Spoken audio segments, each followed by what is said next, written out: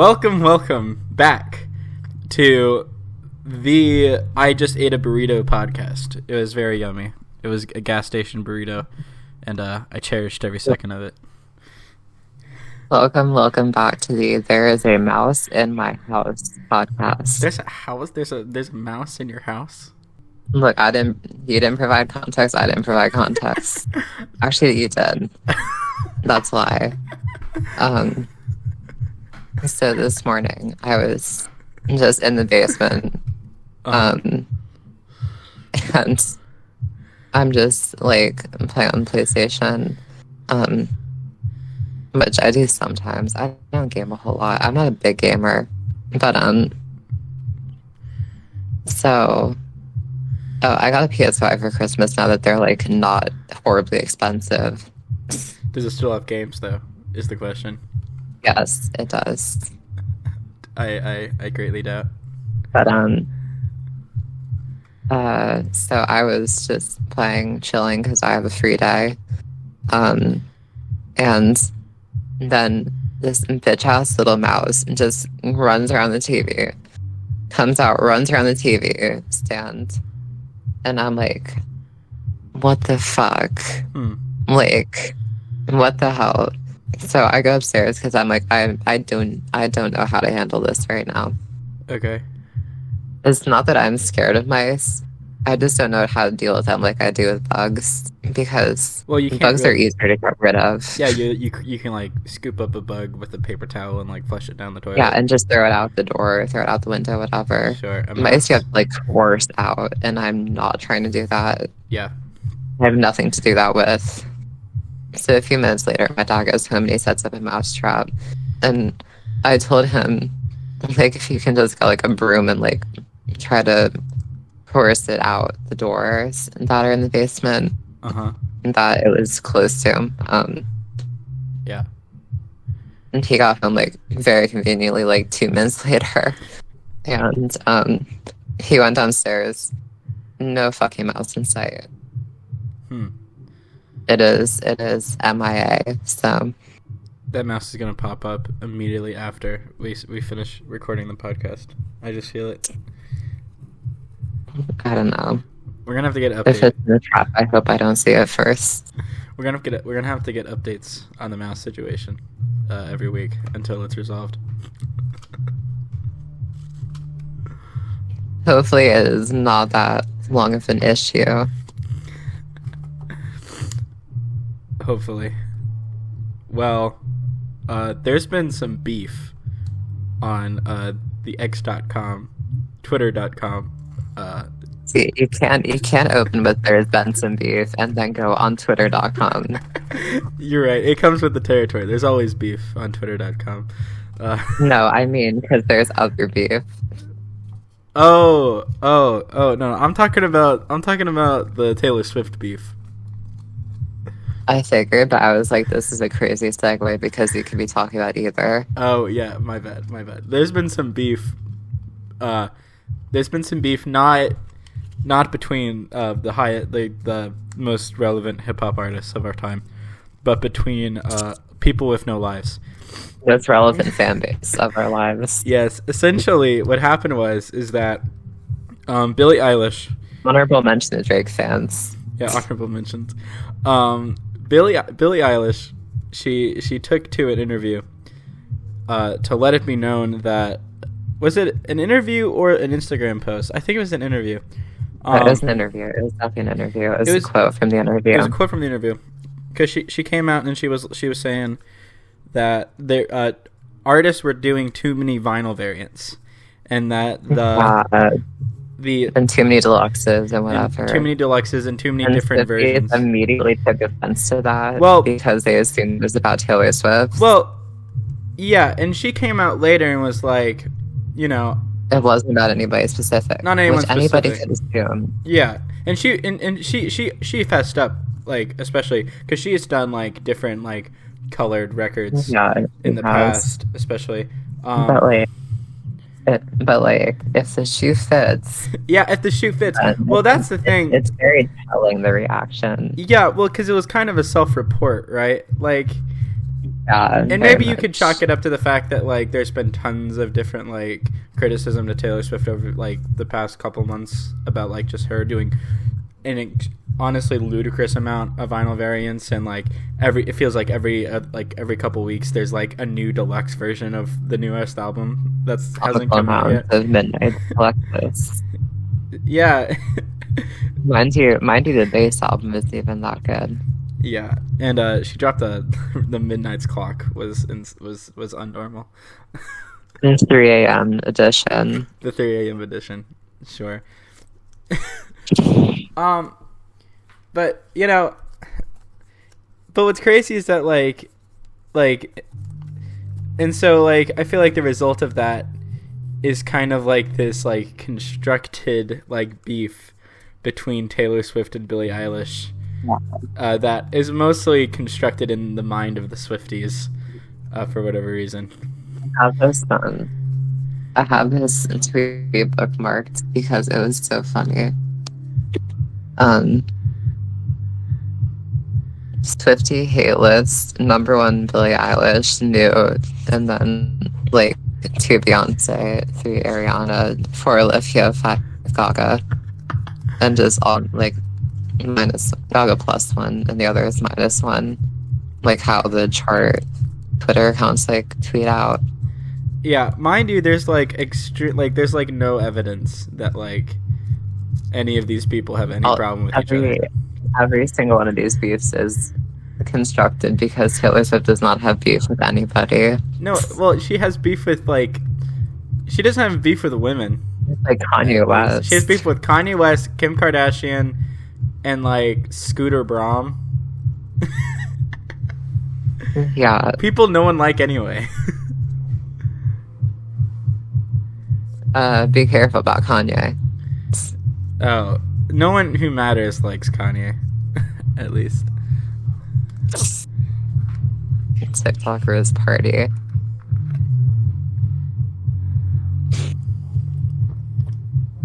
Is that a foreign string of words to you? Wait, what'd you say? I said TikTokers party. Oh no, well, the fuck ass rock band that lives above me, who decides to play abnormally loud, has been blasting this entire time, but they just got too loud, to be frank. And I'm Let them cook. No, I'm not gonna let them cook. I want them to kill themselves. We're gonna cut that out in post. Or no, I'm not gonna cut it out in post, because you've probably been able to hear them the entire time anyway. They just stopped. Hopefully, But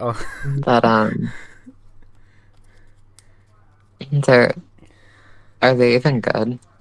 No, I mean, I don't know if it's them or if it's like some like music, but they have like, I peeked into their room like the other week, like a month ago or so, and they have like these like massive speakers, and it's just like rattles my room. It's way too loud, and they have zero self-awareness about the situation, and I'm just very irritated about the whole thing.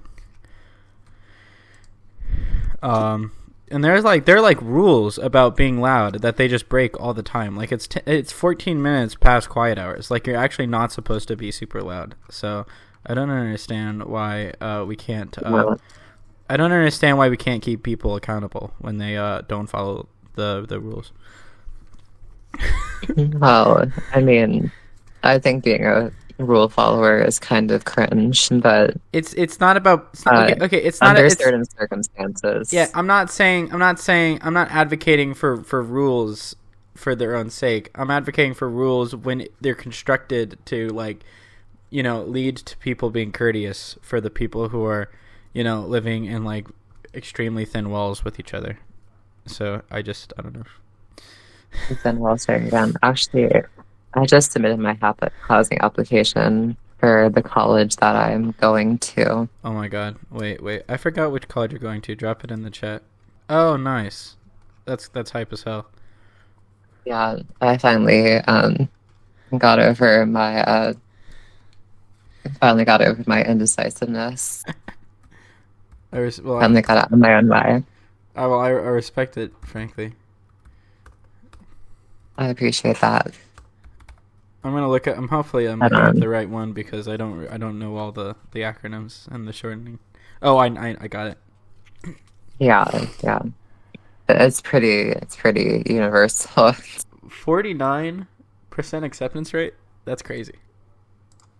It's actually less this year, I'm pretty sure. Is it pretty? Is it? I think my university. They had a record number of applicants this year. I think my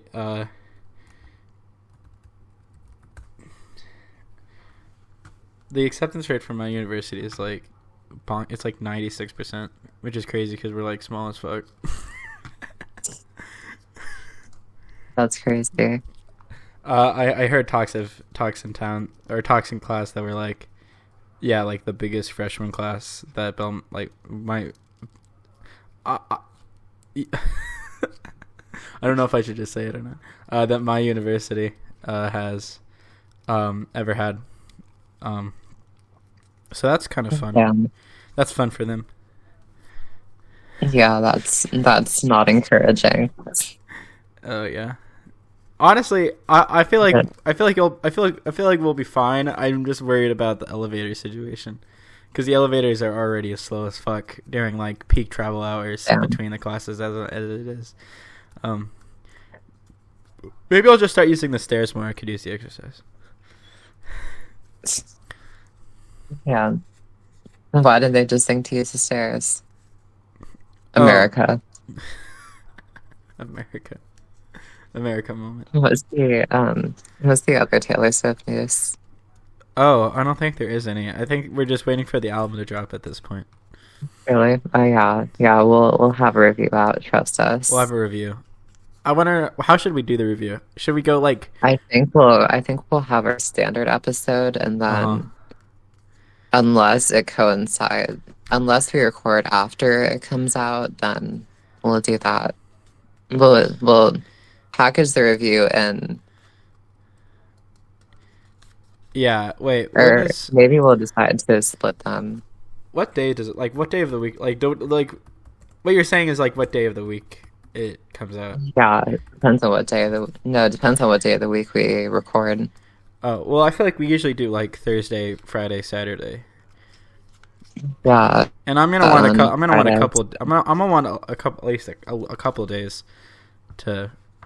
That's fair. To gather my thoughts. It releases the 19th. You're not on the NFR grind set. Oh, we're not for sure. No, but I was talking format wise, how we should tackle it. Format, yeah. No, I think we should do a deluxe then if you want to sit with it for a few days. No, I'd float for sure. That gives us a little more freedom. Yeah. Okay. So, speaking of beef. Drake responded to Ken. I don't remember if we spoke about it before. I don't think we did. But Kendrick had a sneak diss against J. Cole and Drake, kind of provoking a response out of them on his feature on Metro Boomin and Future's album that came out recently. Not the newest one, but the second newest one now. Oh yes, and there's a lot more disses that popped off on the last one. Oh yeah. So I think it was called Like That. Yes, Like That. Yeah. So basically it was like, motherfuck the big three, it's just big me. Referring to when J. Cole called him and Drake and Kendrick the big three on first person shooter. Oh yes. A lot of lore. A lot of context needed. Yeah. But then J. Cole responded with a diss track on a surprise album that was about as well received as the diss, which was not great. Oh yeah. 7-minute drill. It's gone now. He deleted that shit. He deleted it. Yeah, I didn't even get to hear the whole thing. You look at the album right now. I'm dead ass. It's not there. that makes it so much funnier. Oh yeah. So basically, it got so poorly received, he had to apologize for it and basically say he didn't really want to make it in the first place. Yeah. Which, when you hear the song, it's pretty obvious. He had zero problem with Kendrick when he was recording it. Like, it's like literally like he wants to be in Kendrick's good graces. Well, I mean, obviously, because he worships the ground he steps on. As does everybody. As do I. I mean, come on. Like, he's literally Kendrick fucking Lamar. Like, you know who doesn't fuck with Kendrick? Apparently, Drake. Cick God, shaking my head.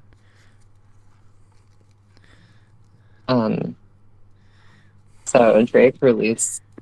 Well, he had a diss track that was leaked. Leaked in like heavy quotation marks because he definitely put that out like himself. He definitely just like.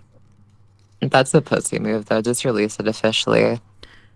What? Okay, wait. I want to say. Wait. Hold the phone. Hold the phone.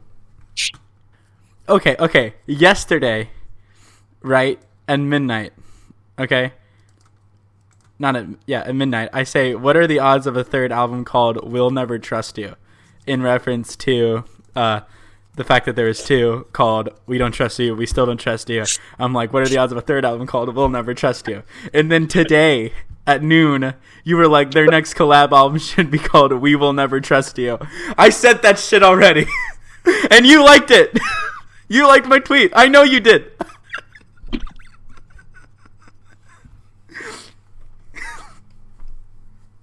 I'm a massive hypocrite because I'm such a big fan. I'm such a big hater of people who say the joke but louder, unless it works in my favor. You're fake as fuck.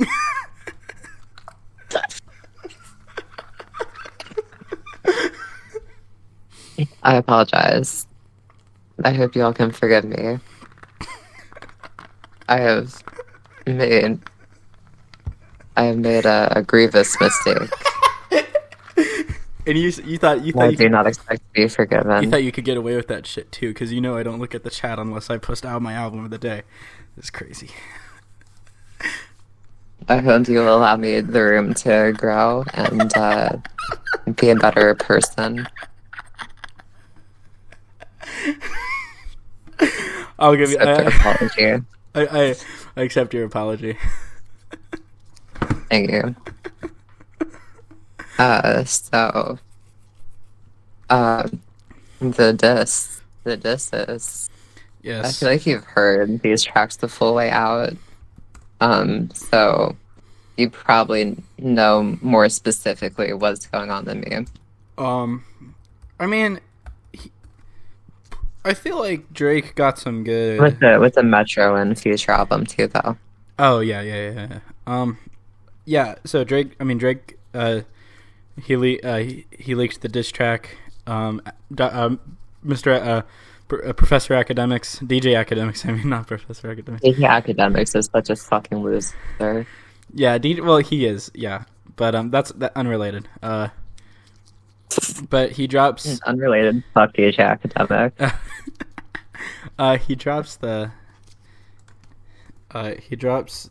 He leaks the whatever. Drop and Give Me 50. It's called. He actually does. I feel like get some kind of good lines on here. Yeah, it's not a bad diss track. It's not. The beat's alright, and his lyrics sometimes are good and sometimes are a little sketchy, but the diss is good, but leaves a lot of room for Kendrick to just completely annihilate him. Kind of in the same vein that MGK had a decent diss, but left so much room for Eminem to destroy his career. Oh, sure.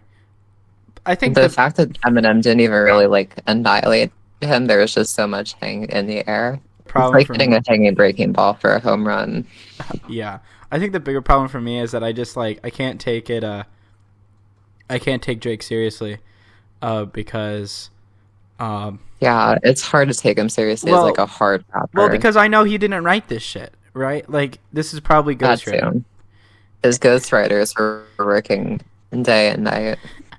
He had the Ghost Rider mill pumping this one out. Also, this is not just a Kendrick diss. The Weeknd also dissed Drake. Oh yeah, he important did. To know. Because Drake tried to sign him all the way back, and we know the record of artists who signed with Drake is not amazing. Yeah, it's pretty bad.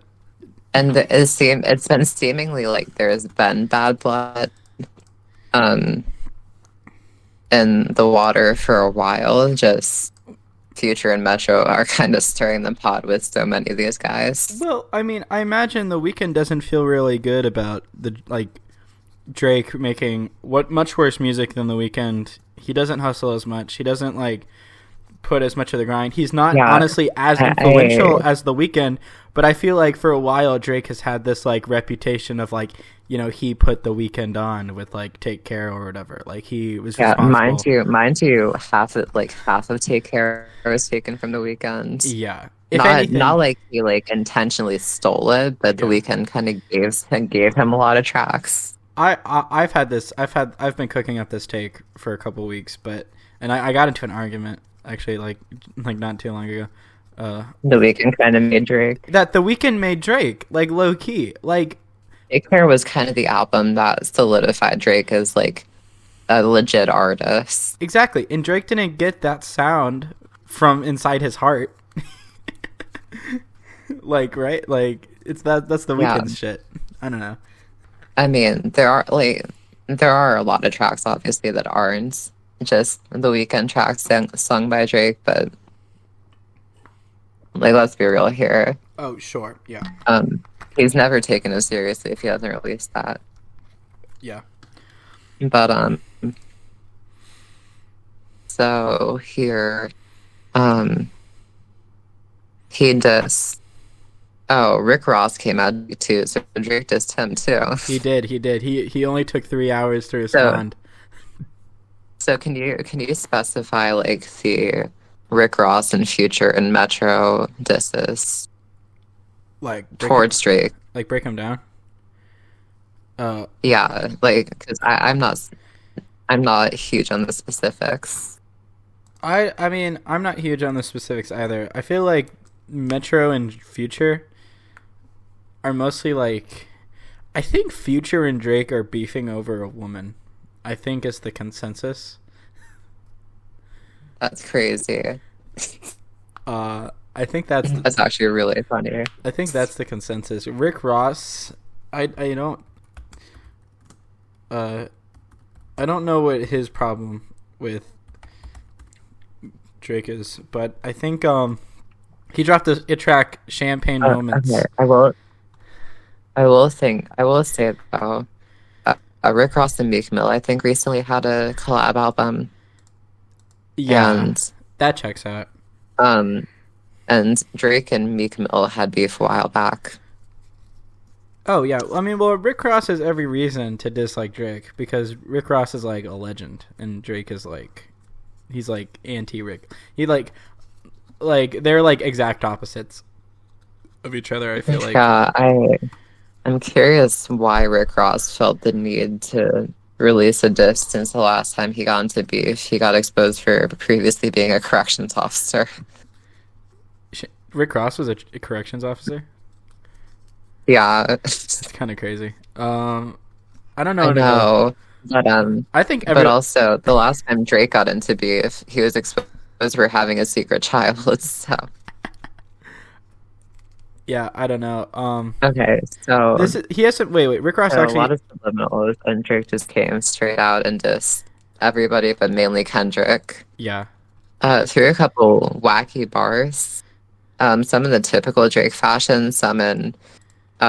He says Travis would be in his top 3 over Kendrick. 21 would be in his top 3, and SZA, which Travis, good artist. But is he a top 3 rapper? Which I don't think so. Yeah. I know Drake and SZA. I know Drake and SZA are. It's so funny. are good friends, but it feels like to me that her inclusion is strange because SZA is like Because signed. she's not a rapper. Well, she's not a rapper, but she is signed to Top Dog Entertainment. The last time I checked. Yeah. So she also is like cool with Kendrick. Yeah. So I'm sure she has no desire to be in this beef. Oh, sure. Yeah. But also 21 is good, but not top 3. But obviously Drake has a preference for him because. But let's break it down. 21 Savage had a collaboration album with Travis Scott. He's featured on 2 songs. Then SZA, he's had feature. Yeah, I think so. Yeah, pretty recently. I feel like clearly there's some internal bias. Oh yeah, weirdly, and clearly he's kind of molding that Kendrick doesn't want him anymore to do features. Yeah. So in that sense, it kind of comes off a little like petty. Like these people still fuck with me. Oh yeah. Oh surely. I feel like his probably his most like salient bar, if Drake has anything over Kendrick, it's his stuff about doing him like Kendrick doing verses for Maroon 5 and Taylor Swift. That's true, but like Drake is he's putting a target on his back with that. Yeah. Because Kendrick can easily come back and put all the fucking people he's featured. Yeah, it's I mean, also Drake knows a hustle. Those songs were definitely hustles. Yeah. And also like we're so far removed from the Kendrick Lamar. What is his beef with Taylor Swift? Yeah, wasn't Taylor? Didn't he literally say on? Didn't he literally say on the track on the last album that Taylor Swift was the only person he ever rated? Like he ever what? He ever rated? Like he only like I don't remember. Wait, Drake, Taylor, bar. It's the song Red Button. What does he say? Drake. Taylor Swift is the only N-word that I ever rated. Only one could make me drop the album just a little later. Rest of y'all, I treat you like you never made it. Leave your label devastated. Even when you pad the stats, period, I never hated. That's the issue with Drake. Drake is nothing if not inconsistent.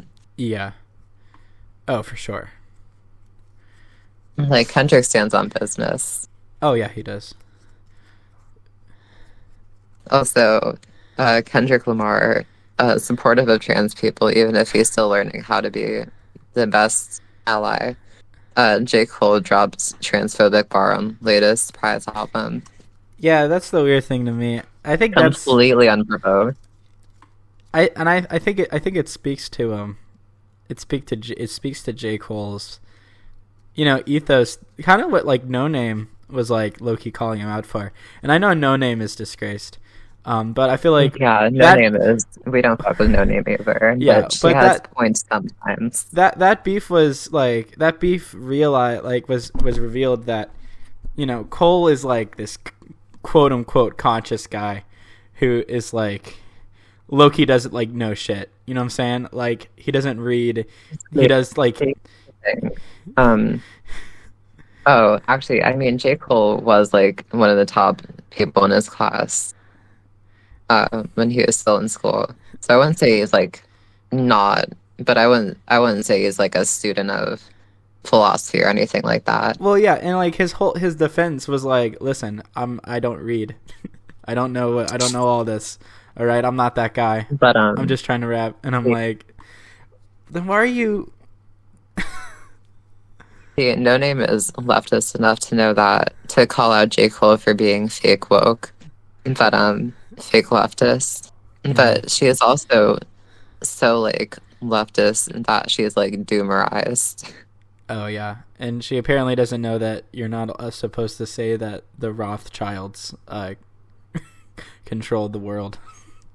Yeah, she's also anti-Semitic, which is not great. I don't know if she's anti-Semitic, but I just feel like she's I feel unbothered like by it. there's,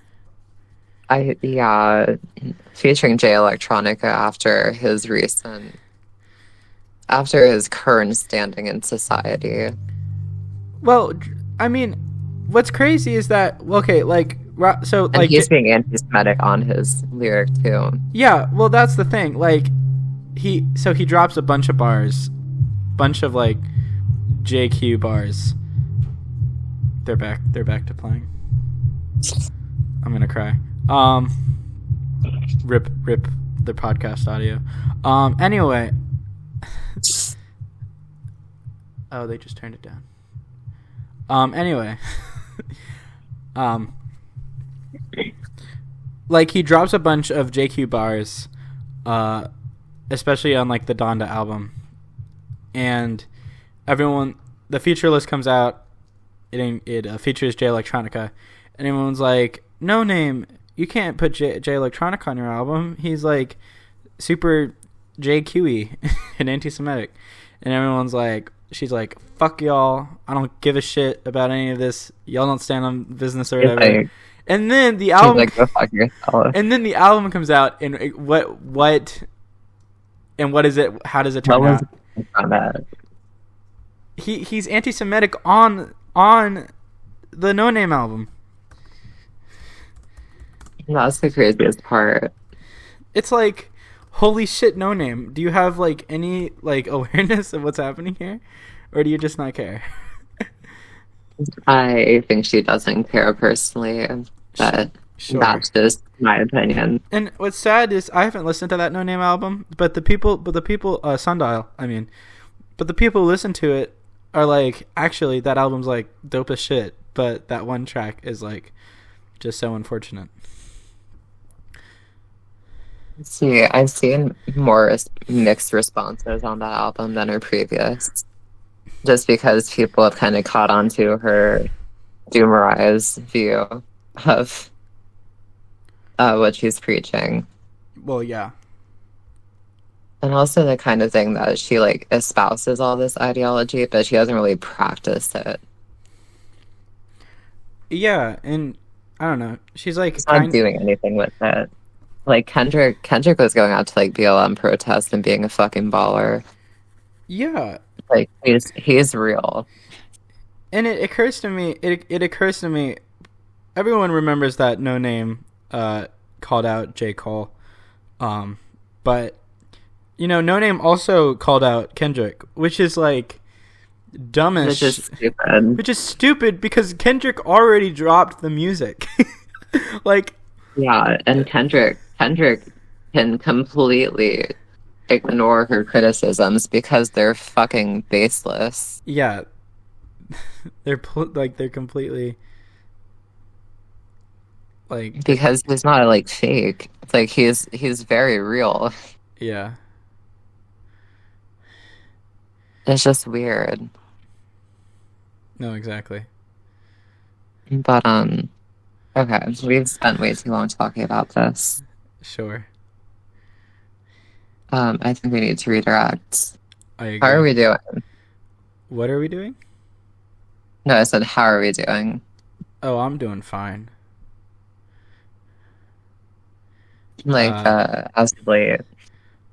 I'm a little stressed right now because I have a lot of stuff like that I'm like super unprepared for next week. That's fair. I have a calc final next week. That's fun. Yeah. Let's take it a day early too, because I'm going on a trip after that. Oh yeah? Yeah. But it's like a school trip. It's with a club, so. Okay. That's fun. Yeah, so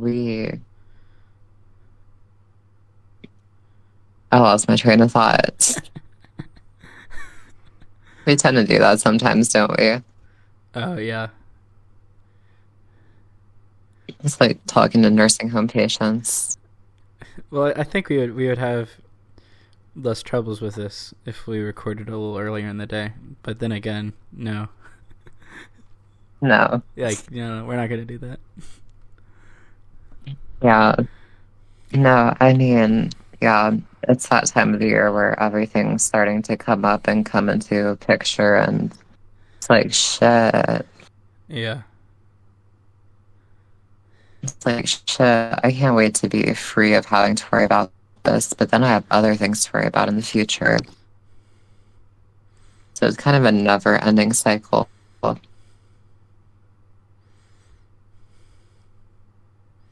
Capitalism. Okay.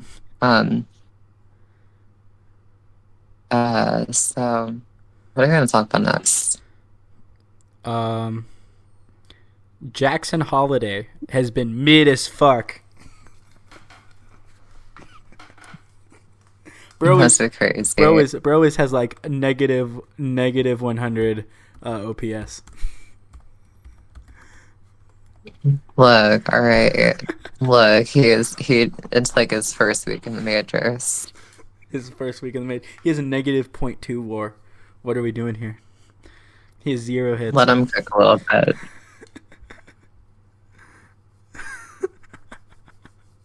But all right. Yeah, you want to talk about Spencer Arrighetti? Okay. Yeah. No. Spencer Arrighetti. Okay. I mean, you're right.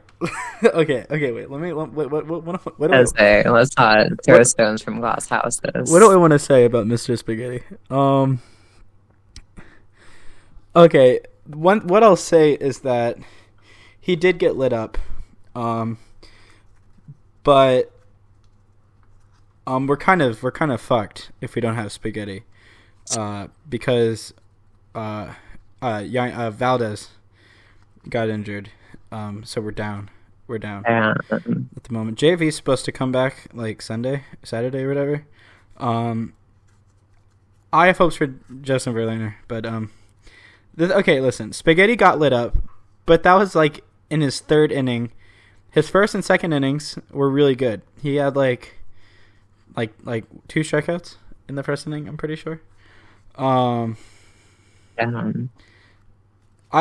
Listen, he doesn't seem discouraged by it. He's like a stats guy. He's like a nerd, and I think he's gonna.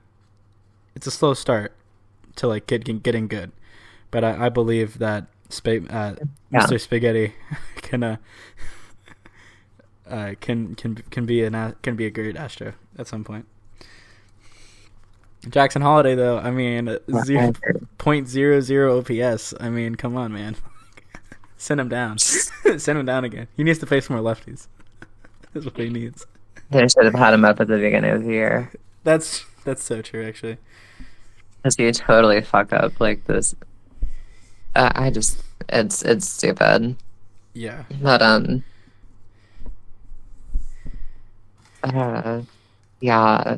Joker. If you've never swam in a pool, or if you've never swam in the ocean, of course, pool seems deep. I think that I don't know. I'm not here for the Joker discourse. I'm here for the vibes. It's just way too style over substance for me. I think you're. And the style is like totally aped from Scorsese. Okay. Okay, sure. But if it wasn't ripped from Scorsese, what are the other options? Ripped from like a bad director? Like, come on. It's fucking original. It's fucking original. Todd Phillips is a fucking hack. So he can't be original. Todd Phillips is a hack, but also these movies are pretty good. Like, I don't know. Movie is plural, and the second one hasn't come out. I need you to fucking chill. Did you see the trailer? Obviously, it's pretty good. I saw it. It's a little cringe. Okay, a little cringe is an understatement. It's trying too hard. It's okay. Okay, we're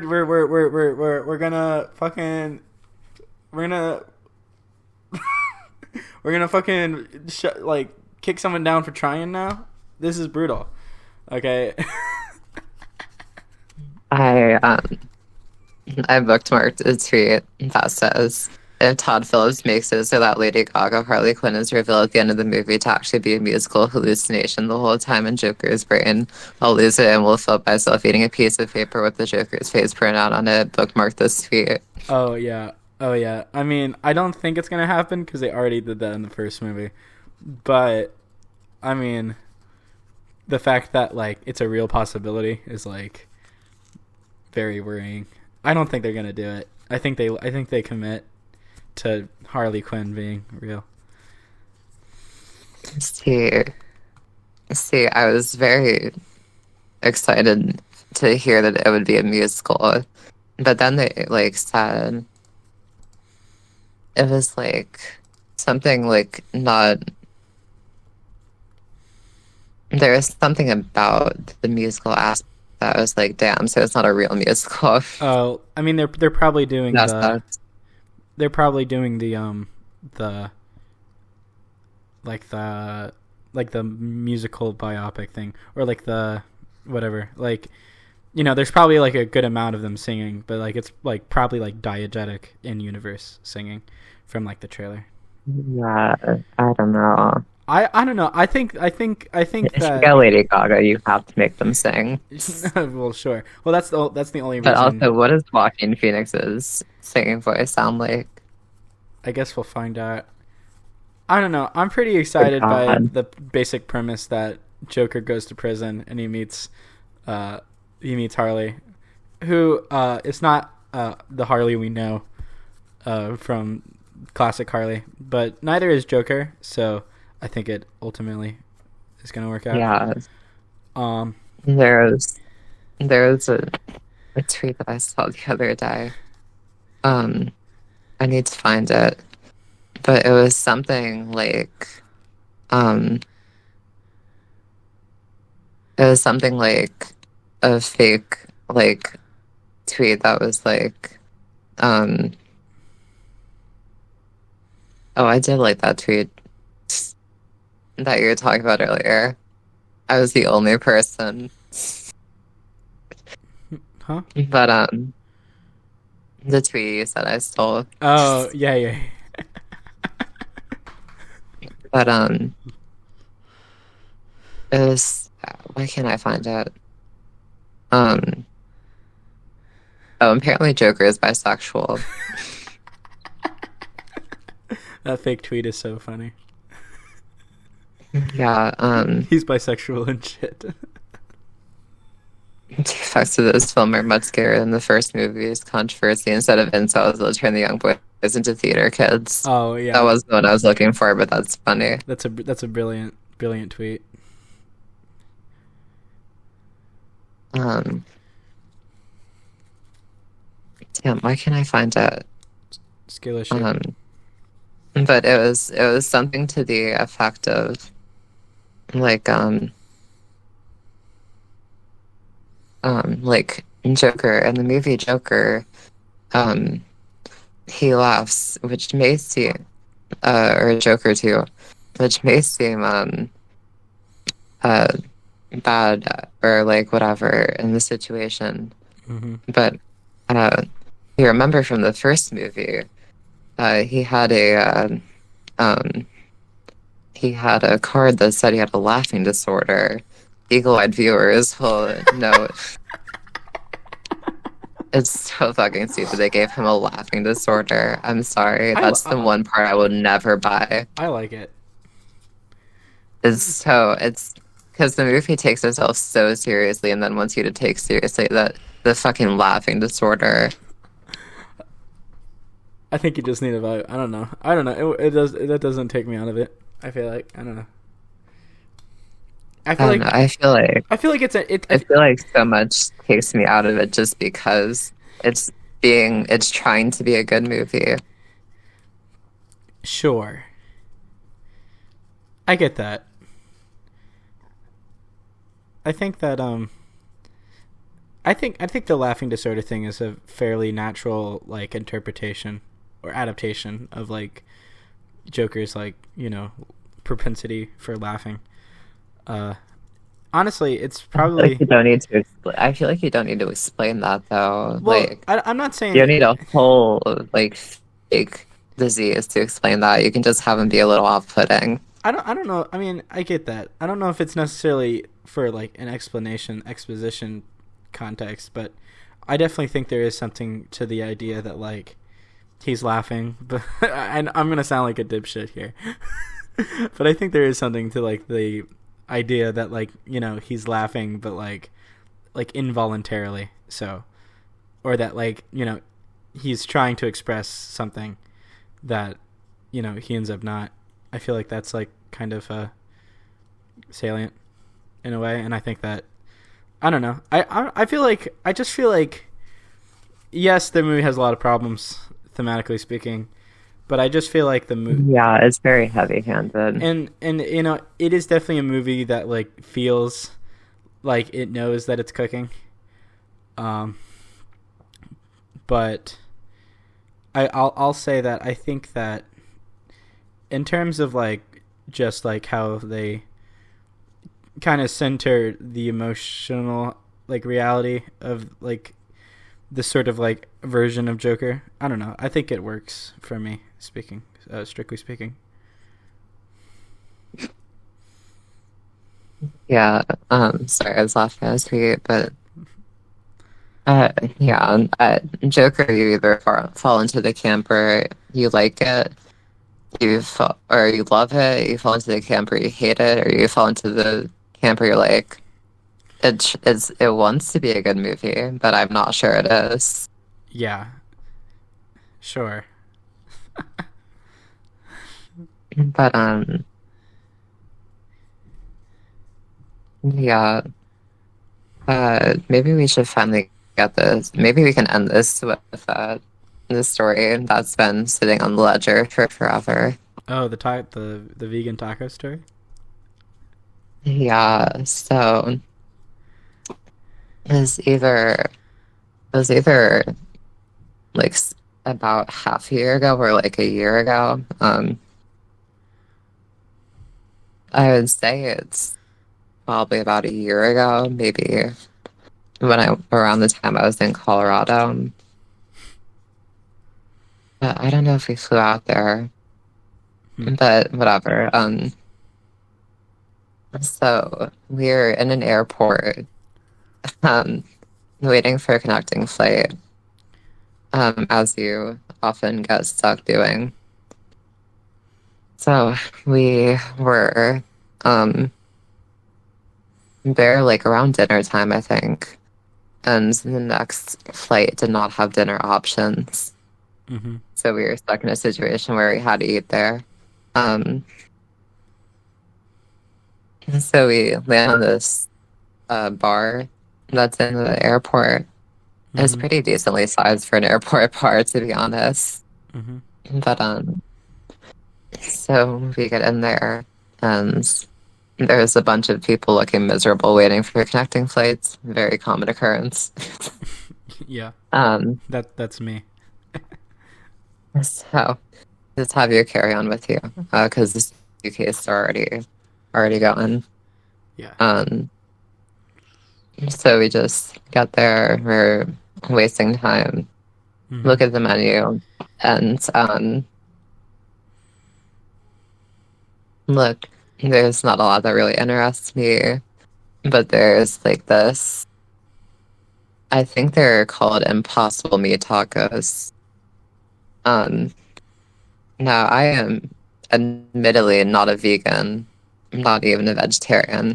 Uh-huh. That's also because my household isn't vegan vegetarian, so even at this point it wouldn't be realistic to try and do that. Yeah. But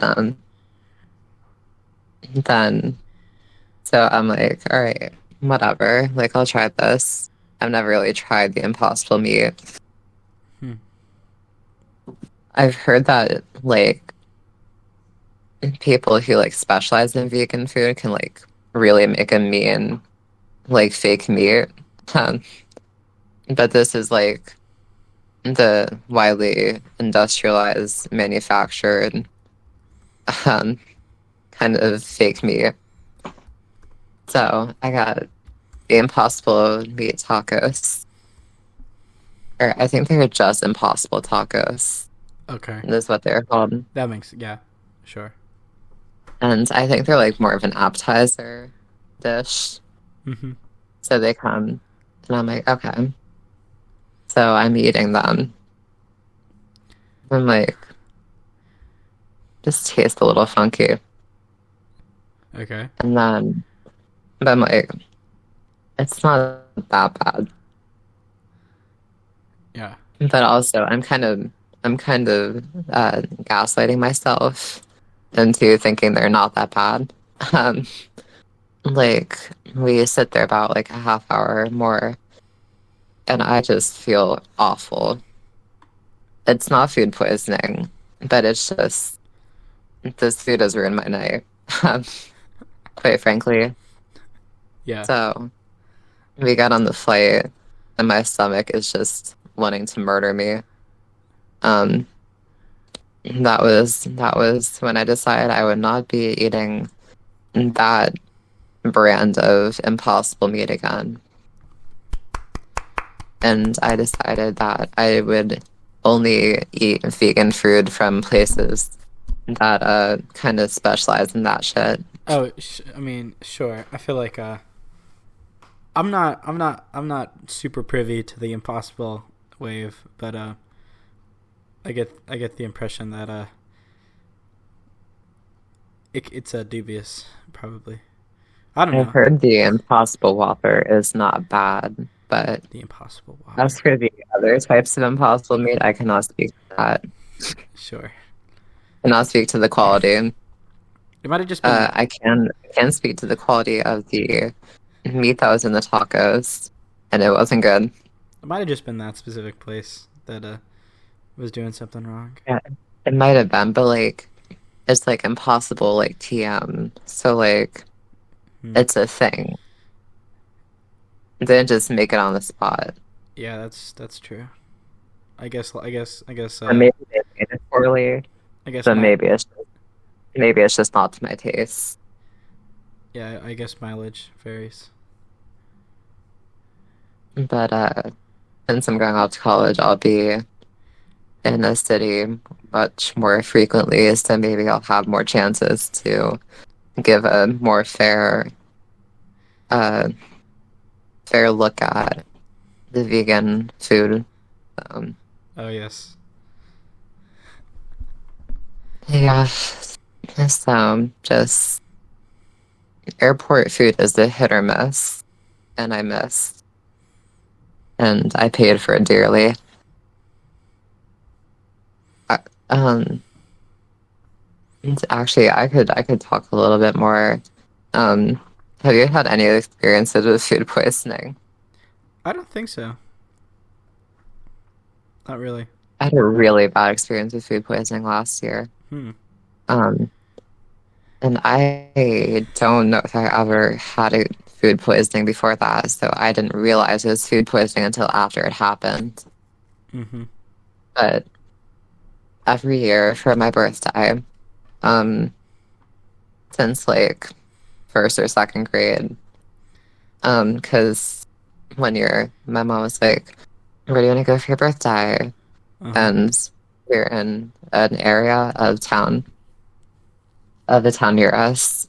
So she said the others, and I was like, maybe Red Lobster, because we never go there. Oh no. So no, this is first, second grade. Okay.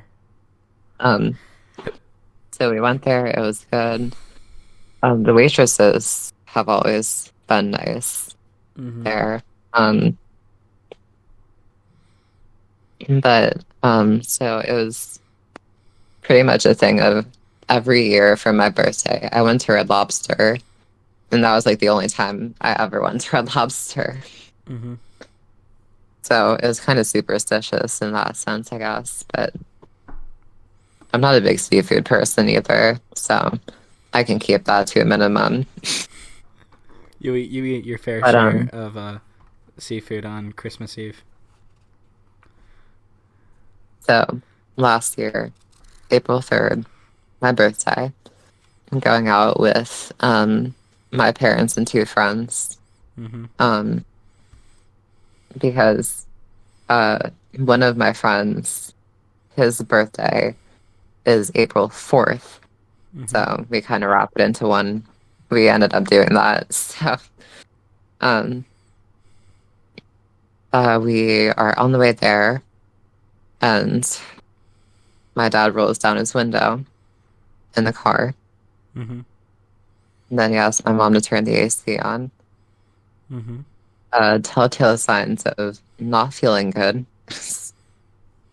Of car sickness. I don't even think it was car sickness. But so we got to Red Lobster. He's like, no, I'm good. I'm good.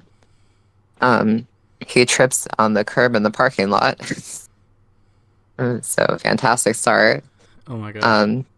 So he gets in. He's like, no, I'm just like dizzy, little just nauseous, something. Uh-huh. There's something wrong with him. I don't think we ever, I never found out what. Yeah. So, so we get to the booth, and he goes to the bathroom, and he doesn't come out of the bathroom. He passes out in the handicap stall Uh-huh. on the floor. So then, my mom goes to check on him, and obviously whatever. So then the staff is concerned. Then I have to dial 911 for the first time in my life, which is interesting and not stressful. So, mind you, my friends are still here. Hmm. So, so he goes in an ambulance, and then my mom goes with him. Mhm. So then my friend's mom drives over so she can pay for us. And so we eventually got our food. It's a little bit awkward, but it's all right. Mhm. We're having a little bit of fun. Order coconut shrimp. And I eat it. Like, tastes like sweeter than I'd like. Like, it's a little funky. Interesting. It just has a weird taste to it. That's never a So I good kind of sign. I power through it a little bit, but I'm eating like half of it, and I'm like, I can't eat anymore. Yeah. So I go home that night. I don't feel great in the car ride home. Uh-huh. It's already bad, but I got home, immediately go upstairs, take Tums. I'm like, I'm not fucking dealing with this. Yeah. So then it's like a little bit better. So I go to sleep. 3 a.m. I wake up, sit up on the side of my bed, and vomit. Oh my gosh. I don't even make it to the ground. That's brutal. It's fucked. So we reasoned that it was food poisoning, and currently in the freezer, the downstairs freezer, my mom has a box of coconut shrimp, and I'm like, Mom, every time I go down and look at that box, it makes me a little sick to my stomach. Hmm. So that's why I'll never eat coconut shrimp again. Specifically coconut shrimp? No, it's just because coconut shrimp is already a little sweet. Uh-huh. So it's not like I can lose that taste. Sure. It's just etched in my brain. Yeah, that makes sense. So, yeah, I've had experiences. Not all of them great. Well, I tip my Astros hat to you. Yeah, there's also kind of the burden of being open to trying everything. Is that you frequently come across new things that are not great. Oh, sure. Yeah. Uh, Definitely among the front runners is Vegemite in Australia. Vegemite. I've never tried it. It's basically it's a spread they put on like everything down there, and I don't fucking get it. It's gross. Yeah, it's Not that a I've been back to not that I've been back there since I was 6, but I don't know you. I didn't know you've been to Australia. my aunt lived there with her husband, now ex-husband, which is why she moved back. If you look at Vegemite, it looks disgusting. Doesn't even look good. Yeah, it's not good. Apparently it's in UK and New Zealand, so it's in the vicinity. All right. I think that's a good place to end. Veg- this been the Swifters podcast. Vegemite forever.